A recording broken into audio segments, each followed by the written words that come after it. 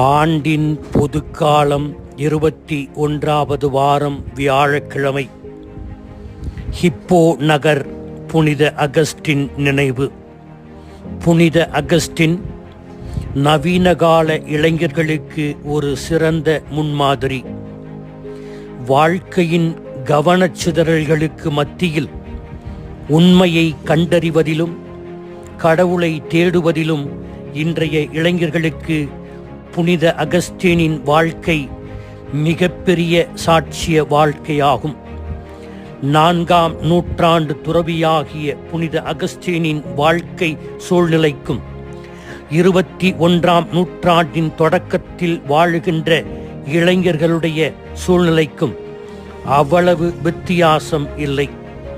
புனித அகஸ்டினின் வாழ்வு அர்த்தத்திற்கான நிலையான தேடலாக இருந்தது. புனித அகஸ்டினார் சேற்று வாழ்க்கையிலும் வாழ்வின் மேடு பள்ளங்களிலும் வாழ்வின் அர்த்தத்தை தேட முயன்றார். இயேசு என்ற ஒளியை கண்டடைவது வரை அவர் எதிலும் திருப்தி அடையவில்லை. மது, போதைப்பொருள், கட்டுப்பாடற்ற பொழுதுபோக்குகளால் கவர்ந்தெழுக்கப்பட்டு வாழ்வின் உடல் சார்ந்த இன்பத்திலேயே வாழ்வதால் லட்சியம், இலக்கு இவற்றை மறந்துவிட்டு தரிகட்ட நிலையில் இளைஞர்கள் கூட்டம் இன்று ஓடிக்கொண்டிருக்கிறது. புனித அகஸ்டின் எப்போதும் மேலே உயரவே முயன்றார். கடவுளின் கரங்களில் தஞ்சம் அடைகின்ற வரை புனித அகஸ்டின் தீவிர தேடும் படலத்தில் ஈடுபட்டார்.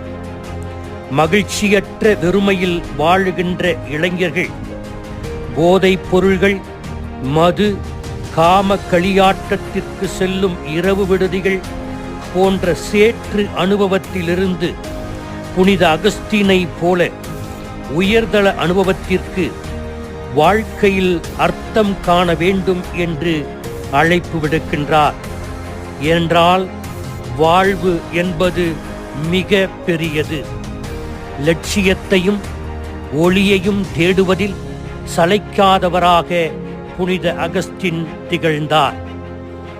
உலக இன்பத்தில் லயித்திருக்கும் இளைஞர்களுக்கு புனித அகஸ்டின் தன் வாழ்வின் வழியாக கூற விளைவது, நரகத்திற்கு பயந்து களியாட்டங்களை தவிர்க்காதீர்கள், மாறாக வாழ்வில் நேர்மையாகவும் வெளிப்படையாகவும் தூய்மையாகவும் தாராளமாகவும் வாழ்ந்து எல்லையற்ற நிரந்தர மகிழ்ச்சியை பெற சேற்று வாழ்க்கையை தவிர்க்க வேண்டும் என்று கூறுகிறார்.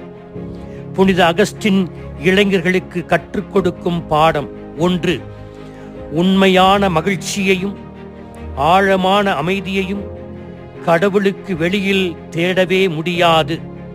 கடவுள் நம் ஒவ்வொருவருக்கும் வகுத்திருக்கின்ற திட்டத்தில் மட்டுமே நாம் அதனை கண்டடைய முடியும். 30 ஆண்டுகள் உலக இன்பங்கள், வீண் பெருமை, எல்லா வகையான பாவத்தில் உழன்ற புனித அகஸ்டின் இரண்டாவதாக நமக்கு சொல்லுவது, அந்த உலக நாட்டங்களில் ஏமாற்றத்தையும் துன்பத்தையும் மட்டுமே கண்டதாக கூறுகிறார். இவருடைய பாவ வாழ்க்கை இவரை நம்பிக்கையற்ற சூழ்நிலைக்கு தள்ளவில்லை, மாறாக தொடர் தேடலில் ஈடுபடவே தூண்டியது. கன்ஃபெஷன் என்கின்ற தனது புத்தகத்தில் பின்வருமாறு பதிவு செய்கிறார். 33ஆம் வயதில் உண்மையை கண்டுகொண்டதாகவும், ஆண்டவரே, நீர் எங்களை உமக்காகவே படைத்தீர், எங்கள் இதயங்கள் உம்மில் இளைப்பாறுகின்ற வரை எங்கள் இதயங்கள் அமைதியாக இருக்க முடியாது என்று கூறுகிறார். மனமாற்றத்திற்கு பிறகு திருமுழுக்கு பெற்றார், துறவியாக மாறினார், குருவானவராக மாறினார், ஆயராக மாறினார், கத்தோலிக்க திரு அவையின் மிகச்சிறந்த இறையியலராகவும் மாறினார். தன் வாழ்க்கையை பற்றிய எழுதிய சுயசரிதையில் கடவுள் இந்த உலகத்தில் நாம் ஒருவர் மட்டுமே வாழுகிறோம் என்பது போல நம் ஒவ்வொருவரையும் அன்பு செய்கிறார். தன் தாயின் இறைவேண்டலாலும் கடவுளின் அருளாலும் கடவுளின் அன்பை சுவைத்தேன் என்றும் கூறுகிறார். அளவில்லாமல் அன்பு செய்வதே அன்பின் அளவுகோல் என்பதை இயேசுவில் கண்டதாகவும் கூறுகிறார். கடவுளை பார்த்து புனித அகஸ்தின், என் அழகே, தாமதமாக நான் உம்மை கண்டுகொண்டேன், தாமதமாக உம்மை அன்பு செய்தேன் என்று கூறுகிறார். அதோடு புனித அகஸ்தின் அன்னை மரியின் மீது ஆழ்ந்த பக்தி கொண்டவர். இயேசு எவ்வாறு பாவியை அன்பு செய்தாரோ அதே போல அன்னை மரியாவை பற்றியும் இந்த கூற்றை இந்த கதை வழியாக கூறுகிறார்.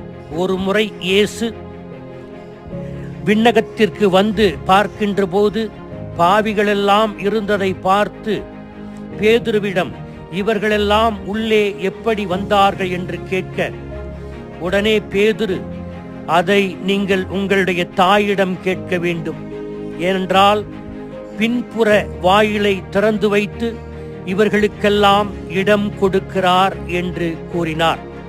அன்னை மரியா தன் மகனிடமிருந்து எந்த ஒரு ஆன்மாவும் பிரியக்கூடாது என்பதில் உறுதியாக இருப்பதாக இந்த கதையின் மூலம் அவர் கூறுகிறார். எனவே இளைஞர்களாகிய நாம் மனமாற்றம் அடைவோம், புதிய வாழ்வை தொடங்குவோம். ஆமீன்.